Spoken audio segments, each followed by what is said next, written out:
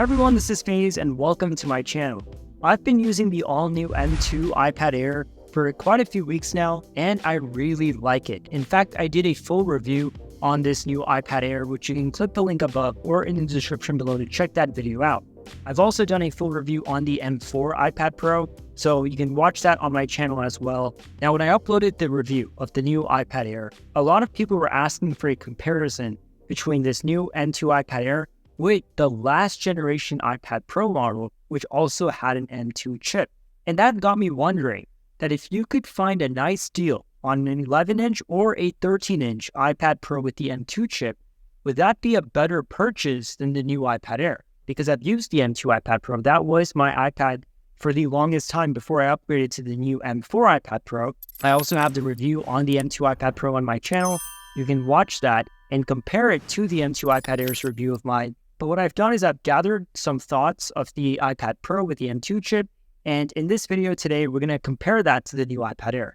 So first things first, both the new iPad Air and the M2 iPad Pro have the M2 chip. So before, the iPad Air only came in one size, which was the 11-inch. So for the first time ever, now the iPad Air comes with a 13-inch display.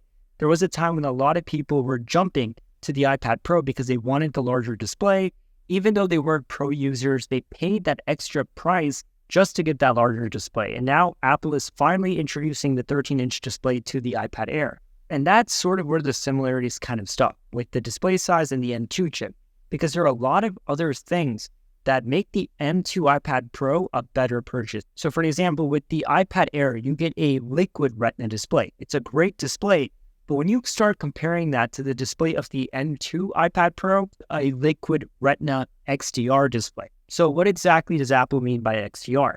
Well, with XDR, you're getting a mini LED display, and that gives you 1000 nits of max brightness and 1600 nits of max brightness when watching HDR content.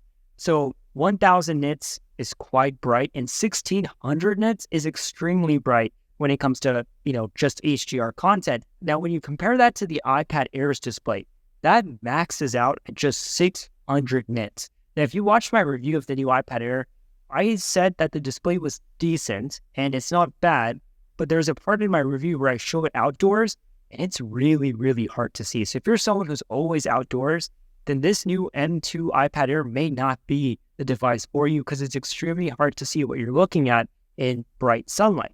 Having said that, you're not going to find a big difference indoors, but when you do compare them side by side, the M2 iPad Pro is drastically brighter. So if that's something that is a deal breaker for you, then definitely go for the M2 iPad Pro.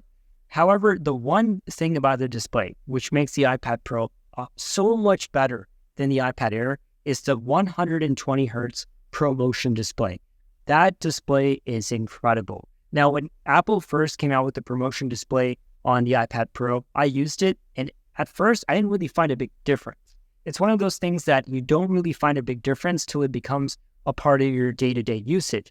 Now, I love ProMotion so much that it's almost hard to use anything else. Like now when I'm using this iPad Air, it's a fast device, but because it's stuck on 60 Hz, it feels like there's a noticeable lag when you compare it to the ProMotion display, which is buttery smooth. And it's so hard to show on video.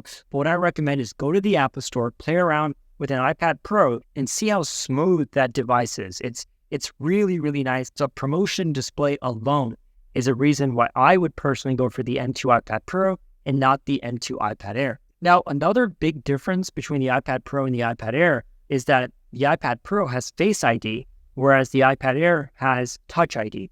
Now, when you're using the iPad quite often, especially as much as I do, constantly clicking on this to turn on the device gets a little annoying. So for example, when I am turning on the iPad, I don't want to reach and do this. At this point, it might sound like I'm nitpicking, but trust me, when you're doing that constantly throughout the day, it gets a little frustrating because I just want to hit the space bar and be in my home screen. That I can do on my iPad Pro because it has Face ID. It recognizes me, and by the time I click the space bar, I'm already in my home screen. I don't have to reach and constantly be doing this. It gets annoying after a while. And even little things that you do throughout the day for security, authentication, and stuff, Face ID does it all. Touch ID isn't bad, but once you're used to the iPad Pro with Face ID, it makes a big difference. Now, both the iPad Air and the iPad Pro have a USB-C connector. Thank God for that. So now almost all Apple products now have the USB-C connector. However, with the Pro iPad, you get a USB-C connector that supports Thunderbolt and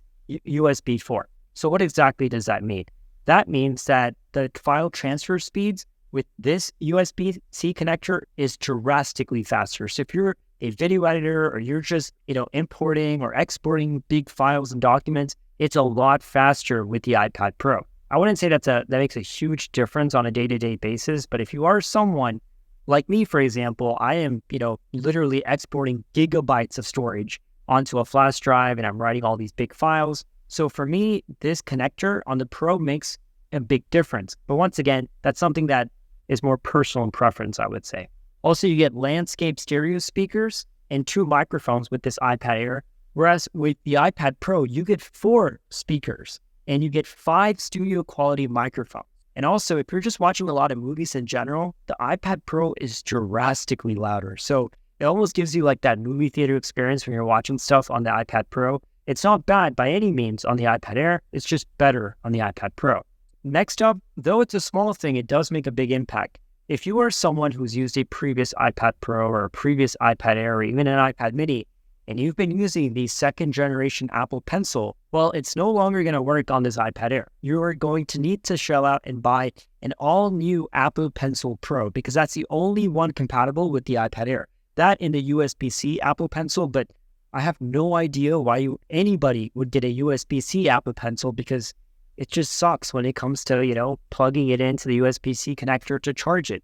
So if you want the 2nd generation Apple Pencil to work with your iPad Air, it won't. Whereas if you get the iPad Pro, your 2nd generation Apple Pencil that you might already own will work with the M2 iPad Pro. Also, the iPad Pro has a 10 megapixel ultra wide camera, and the iPad Air does not have that. But to be honest, I don't think that makes any difference with your iPad workflow and your day-to-day usage of this device. And Apple knows that themselves, which is why they removed that camera from the new M4 iPad Pro as well. Also, another thing to note is that the iPad Air and the M2 iPad Pro both support the Magic Keyboard. However, if you're a fan of this Smart Keyboard Folio and you already own one and you're happy with that, that is not compatible with the iPad Air, the new one. So if you like your Smart Keyboard Folio and that's what you want to continue to use, it's only going to work with the M2 iPad Pro. So I basically listed out all these things that the M2 iPad Pro has that the new iPad Air does not have. However, there is one thing that the M2 iPad Air has that I absolutely love, and I wish Apple brought this to all their previous generation iPads, and that is the landscape 12 megapixel ultra wide front camera. You have no idea how big of a difference that makes when you're on Zoom calls or FaceTime calls or just video conferencing in general. When you're looking at the new iPad Air for these calls, it looks like you're looking at the person. Whereas before, it looks like you're completely just looking at the side because the front-facing camera on the previous generation iPad Air and the iPad Pro was on the vertical side. But obviously, Apple has embraced this as a landscape-first device. And to be honest, having that front-facing camera be in landscape, like right here, is 100 times better. So that is one thing you're not going to get with the M2 iPad Pro. But once again, that's not a deal breaker because if you look at all the pros, the iPad Pro, lame joke, I know. But anyways, if you look at all the benefits and the advantages that you get with the M2 iPad Pro, I feel like that completely outweighs all the things that you get with an iPad Air. I think for me, the display alone, how much brighter it is, the fact that it's 120 hertz, you get a faster USB-C connector, better speakers, Face ID, all these great advantages makes the M2 iPad Pro a clear winner in my eyes. Obviously, the M2 iPad Pro is more expensive than the iPad Air. However, now that the M4 iPad Pro is out, you can find great deals on the M2 iPad Pro. What I would recommend is go to the Apple Store, check out the new iPad Air. Maybe you might like it so much that all the things that I mentioned about the Pro may not make a difference for you. But if you are in the market and you want the best bang for your buck, go out and look for a deal on the iPad Pro with the M2 chip. I think you're really going to like it. If I was in the market right now and I had the option of choosing between the new M2 iPad Air and the M2 iPad Pro, I'd go for the M2 iPad Pro. But at the end of the day, I want to know your thoughts. What do you think about these devices? Which one do you think is better than the other? Do you still think it's better to go with the new iPad Air? If so, Let me know by commenting below. Subscribe to my channel if you haven't already done so, and I'll see you next time.